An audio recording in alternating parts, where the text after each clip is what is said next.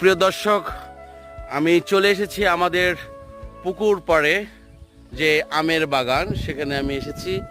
আমি আপনাদেরকে একটি জিনিস আজকে দেখাতে চাই যে আমরুপালি আমের বাহার কতটুকু। দেখেন কি পরিমাণের আলহামদুলিল্লাহ আল্লাহ আম দিয়েছে। আমগুলো একটু এবার ছোট হয়েছে প্রতি বছরের তুলনায়, কারণ এবার প্রচণ্ড খরা ছিল, রৌদ্র দাহ। আজ 27শে জুন 2023। আমি আপনাদের সাথে যে বিষয়টি নিয়ে আলোচনা করতে চাই সেটা হচ্ছে যে আমরুপালি আমের যে সুগন্ধ, যে মনোমুগ্ধকর সুস্বাদু, এটা আসলে অন্য কোনো আমে পাওয়া যায় না। আমি ব্যক্তিগতভাবে আমরুপালি ছাড়া অন্য কোনো আম পছন্দ করি না, তবে এর সাথে হিমসাগর বা যেটাকে বলা হয় ক্ষীরসাপাত, আবার আরেকটি আম আমার আছে সেটা হচ্ছে ন্যাংরা। আমাদের সেই গাছগুলো আছে। মোট প্রায় 200টি আম গাছ আছে আমাদের বাগানে।